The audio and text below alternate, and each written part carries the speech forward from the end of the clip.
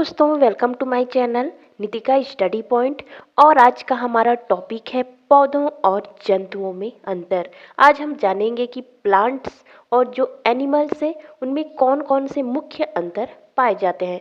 चलिए देखते हैं दोस्तों। यहाँ पे उच्च श्रेणी के जंतुओं और पौधों को देखने से अत्यधिक यहाँ पे अंतर मिलता है। वो एक दूसरे से बिल्कुल ही अलग दिखाई देते हैं। आप नॉर्मली देखते होंगे जो जीव है और जो प्लांट्स या फिर पौधे हैं वे देखने में बहुत ही अलग दिखाई पड़ते हैं। उनमें कोई भी ऐसी समानताएं हैं जो कि उन्हें एक समान बनाए वो नहीं दिखाई देती। चलिए देखते हैं डिटेल से एक एक करके कि इनमें कौन सी मुख्य अंतर पाए जाते हैं। दोस्तों, यहाँ पे सबसे पहला अंतर हम देखेंगे आकार या फिर साइज में।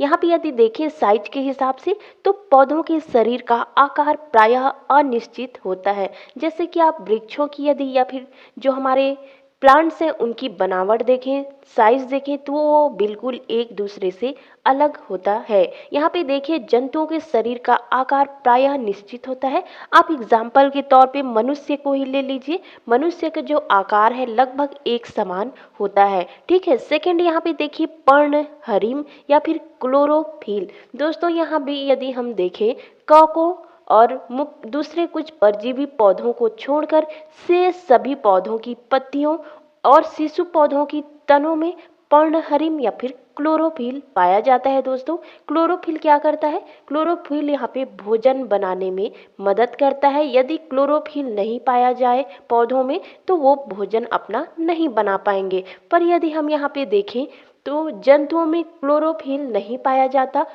और वे अपना भोजन स्वयं पौधों के समान नहीं बना पाते। क्यों? क्योंकि क्लोरोफिल नहीं पाया जाता। पर दोस्तों, यहाँ पे युगलिना एक जंतु है जो कि यहाँ पे इसमें क्लोरोफिल पाया जाता है। ये एक अपवाद की तरह है। ये जंतु है पर इसमें क्लोरोफिल पाया जाता है। पर मुख्यतः यहाँ पे क्लोरोफिल जंतुओं में नहीं पाया जाता, पौधों में पाया जाता है। नेक्स्ट यदि हम अंतर देखें तो है प्रकाश संश्लेषण या फिर फोटोसिंथेसिस। दोस्तों, यहाँ पे प्रकाश संश्लेषण क्या है? हरे पौधे अपना भोजन स्वयं बनाते हैं। ठीक है। आप देखेंगे कि पौधे कभी भी खाना नहीं खाते जैसे मनुष्य और दूसरे जीव जो खाते हैं। तो ये क्या करते हैं? भोजन अपना स्वयं बनाते हैं। किसके द्वारा? प्रकाश संश्लेषण के द्वारा। भोजन बनाने की क्रिया में वे जो हरे पौधे हैं वे भूमि से जल और अकार्बनिक लवण और वायुमंडल से यहाँ कार्बन डाइऑक्साइड लेकर यहाँ पे पर्णहरिम या फिर क्लोरोफिल और प्रकाश सूर्य का जो प्रकाश है उसकी उपस्थिति में सरल कार्बोहाइड्रेट का निर्माण करते हैं या फिर अपने लिए भोजन का निर्माण करते हैं।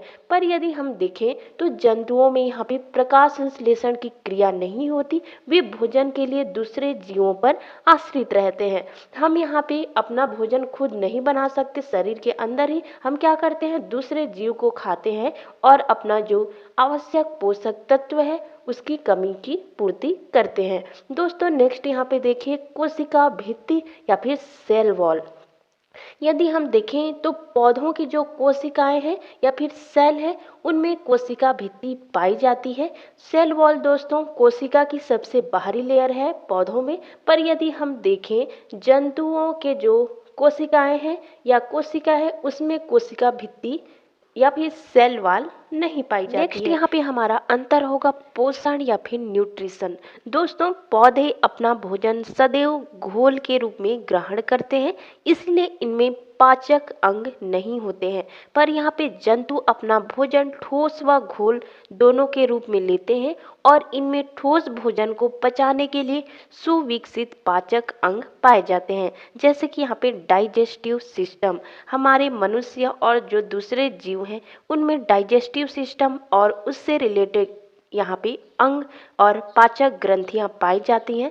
पर पौधों में ऐसा नहीं होता है। उनमें यहाँ पे जो पाचक अंग है वो नहीं पाए जाते। नेक्स्ट यहाँ वृद्धि या फिर ग्रोथ। पौधों में वृद्धि उनके जीवन काल तक होती रहती है, निरंतर ये चलती रहती है। यह वृद्धि विशेष रूप से तने और जड़ों के शिखरों पर पाई जाने वाली कोशिका के कारण होती है। जंतु में वृद्धि सभी अंगों में समान रूप से होती है तथा एक निश्चित आयु के बाद यहाँ पे ये रुक जाती है। नेक्स्ट यदि हम देखें गति या फिर मोशन या फिर मूवमेंट, यदि आप देखेंगे तो पौधों में यहाँ पे गति या फिर मोशन नहीं पाई जाती, वे एक ही जगह पे खड़े रहते हैं। पर यहाँ पे कुछ इसके अपवाद हैं, जैसे कि डाइएटम्स, ऑक्सीलेंटेरिया, क्लेमाइडोमोनास आदि ये क्या करते हैं, गमन करते हैं। पर मुख्य तौर पे यदि हम देखें तो पौधों या फिर वृक्षों में गति या फिर मोशन नहीं पाया जाता। और यदि हम जंतुओं की बात करें तो जंतुओं की खास विशेषता यही है कि ये गमन करते हैं, गति करते हैं। पर यहाँ पे कुछ जंतु अपवाद के रूप में, जैसे मूंगा, स्पंज, कोरल, ये कहाँ पाए जाते हैं, समुद्र में पाए जाते हैं। ये जंतु हैं, ये स्थिर रहते हैं, ये अपवाद के रूप में हैं जंतुओं में जो कि गति नहीं करते हैं। नेक्स्ट यदि हम देखें ज्ञानेंद्रियां या फिर सेंस ऑर्गन्स, पौधों में तंत्रिका तंत्र और ज्ञानेंद्रियों का अभाव होता है। जंतुओं में प्रायः तंत्रिका तंत्र और ज्ञानेंद्रियां पाई जाती है। तो दोस्तों ये पौधों और जंतुओं में मुख्य अंतर थे जो कि पौधों और जंतुओं को एक दूसरे से अलग बनाते हैं। मुख्यतः ये दोनों ही जीवधारी हैं, जीवन इनमें पाया जाता है, फिर भी ये एक दूसरे से अलग है। तो आपको आई होप ये वीडियो अच्छा लगा। अगर अच्छा लगा तो लाइक कीजिए, चैनल को सब्सक्राइब कीजिए और बेल आइकन प्रेस कीजिए ताकि मैं जब भी वीडियो बनाऊं आपको नोटिफिकेशन मिल जाए। थैंक यू सो मच दोस्तों।